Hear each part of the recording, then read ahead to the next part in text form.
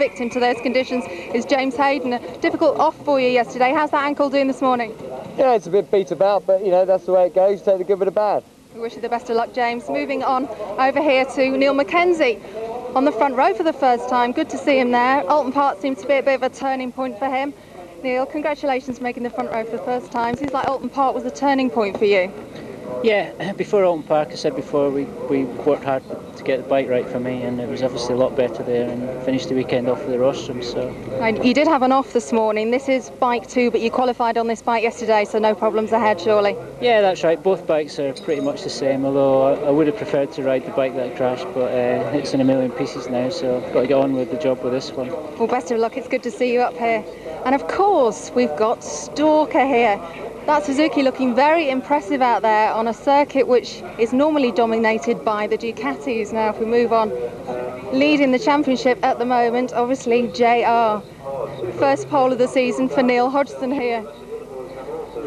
I'm sure he'll gear himself up in a minute. He's giving us a bit of a yawn there, but I'm sure he'll get his serious race face on in a minute. That face has got "Catch Me If You Can" written all over it. Time on pole, remarkably then, for Neil Hodgson. He starts from the right of your screen. On the left of your screen in number 7, that's his teammate Neil Mackenzie. First time on the front row this year. In the middle, the meat and the sandwiches, Chris Walker and John Reynolds. Oh, Walker almost a jump start there for Walker. Walker dropped the clutch and then straight on the rear brake, pulled the bike back down again. So, who's going to make it down to Water District for the first time? It's Hodgson from pole. Walker is only 3rd. That's unusual. Bad start for Hislop and Crawford off row 2. They're going backwards.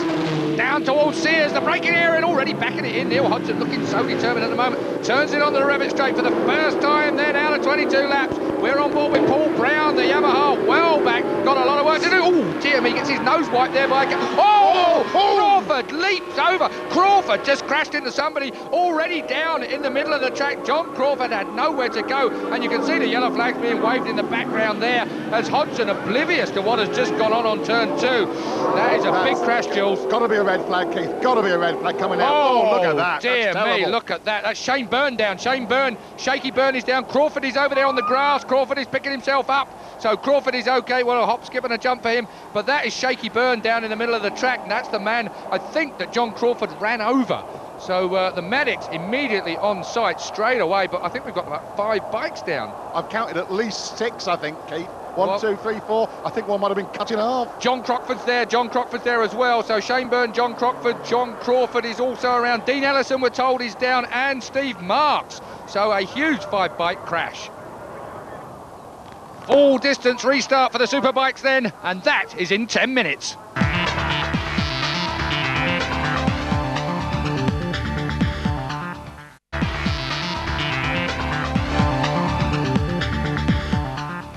John, looked pretty awful from what we saw. What actually happened out there? Yeah, it was pretty awful. Yeah, I hadn't made a brilliant start again, and I just got under Steve Plater into the turn 2, and I wasn't really concentrating on the pack in front of me. I was concerned with the move, and just as I got round the corner, I noticed there was bikes crashing all around me, and I went in between 2 bikes. I was skating along the ground, and unfortunately for Shane Byrne, he just came sliding out in front of me, and there was nothing I could do. I actually ran over him. So when I ran over him, I was thrown from my own bike. I landed in the middle of the track, and I just knew there was still 20 bikes or so to come.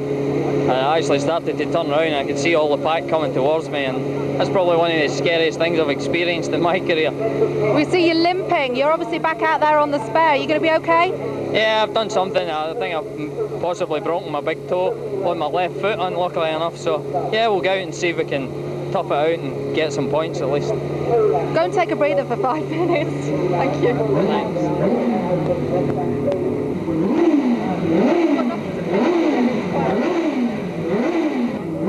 Remarkably, no serious injuries from that incident, although Shane Byrne has gone to hospital for a checkup. So, full distance restart. The man who's on pole, Neil Hodgson, alongside him John Reynolds, Chris Walker, and of course Neil Mackenzie, the British champion, 3 times British champion, on the front row for the first time, Jules. Consecutively 3 times British Superbike champion, no less, and who's just lost his distinction as the last Briton on a 500 rostrum. Oh. Last of And Neil made an average start. We're used to that. No, I think it was more a case of Stalker Walker made the perfect start that he usually does. So he gets a second chance after that accident to make good what was a pretty fluffy start in the first part of this. So Walker leads at Sears Corner. This was the scene of that massive accident just, 4 laps ago. And look, he's gone through to second already. Hodgson is on Stalker's case. Yeah, take a look at the Hodgson, and he has looked so good since Alton Park. Right in the slipstream now, number 2, Chris Walker. Chris Walker being stalked by Neil Hodgson. Then it looks like Reynolds, and that is Hayden. Hayden's got a big injury to his foot as well after having a massive crash in qualifying. The main men at the front already as Chris Walker gets that Suzuki in all sorts of shapes, as usual at the front. Let's take another look at this then. On to Sears for the first time. Sears corner sees Chris Walker backing it in almost, and there's Hodgson right underneath John Reynolds. So Hodgson wasting no time at all to catch up with Walker. Great move. Back with the race. Chris Walker then with Hodgson right there with him now. Reynolds is in third place and hanging on. So John Reynolds, he could really do with beating these two guys in front of him. Hayden is still in fourth place. Looks like a Virgin Mobile Yamaha that's right in his slipstream as well. So is he obviously on the case there somewhere in... Yes, 5th place for Hislop, indeed. 6th place, Marty Crackle. That's a result for him. His first race in British Superbike for, a year? A year. He was on the Suzuki team a year ago, Keith. Ex-Aussie Superbike champion, known affectionately as Mad Eyes. Yes, well, you can say that, can't you? And he likes Kawasaki's too, done many a year on them. We're on the Revit straight now as the big two move side by side. No, they don't. That Suzuki is fast of Walker's, and even with the extra power that Ducati seems to have this week, doesn't seem to be able to pull out of the slipstream. Of course, if he wanted to at this stage. If he wanted to top end, well, we know GSXR Suzukis have loads of top end, and that long Revit straight just the place to do it. Reynolds looking handy, Hayden doing a great job. Is he right on the case despite a fraught qualifying? And there is Neil McKenzie on bike number 7 with 24 Marty Craggle and 22 Steve Plater. Oh, here we go in the front, storm warning time. Russell chicane, and that's where it's going to be a real scrabble on the last bend of the last lap, you know, Jules. Oh, I think the crowds are gathering already, Keith, there. So then, up the centre straight towards Rich's corner, still Walker that leads on the National Tyre Suzuki from the INS Ducati, and Ray Stringer will have a nightmare. That's Paul Young. It is. And Paul Young goes out on the level 3 Yamaha. And back in again. Yeah, I think he might have just gone up the slip road somewhere. It doesn't look like there's much damage. Here comes oh yes, lovely. There he goes. Hodgson straight past Walker into the S's. And I'll tell you what, Chris weren't going to let him have that, was he? Not a lot of room between those two bikes. That was Ducati power that time. And of course, Neil's bravery on the brakes. Yeah, not many people outbrake the Stalker. Well, I think it was done a lot further back than that. I think the slipstream down that long Revit straight gave Hodgson half a chance. John Reynolds, the fastest man on the track. John Reynolds in third place. 105 miles an hour is the time. So Reynolds in third place, closing in on the top two. Cool. I'll tell you what, and I'll tell you, John Reynolds, I used to call him the Gary Lineker of motorcycling. Well, he is off the track. He's a proper demon when he's on the track because he's as mean as they come. And he's had battles with Hodgson and Walker before. Remember the kind of tears that those three have had. Kawasaki on the floor. Talking of tears, that's 22, Steve Plater. It is. Steve Plater, well, that's a great shame because Plater, he's winded, that's for sure. He's taken one right in the stomach. So Steve Plater hobbles off. Didn't expect to see that today because he has been getting better and better as the year's gone on. Let's take a look at it then. There is, yes, McKenzie. Watch for Plater. Squirt that throttle on Steve. Ooh, big high side. Ouch. Over the top goes Steve. Takes it right in the stomach and down at the Russell chicane. And just when we were saying how well he's got on with the big bikes this year.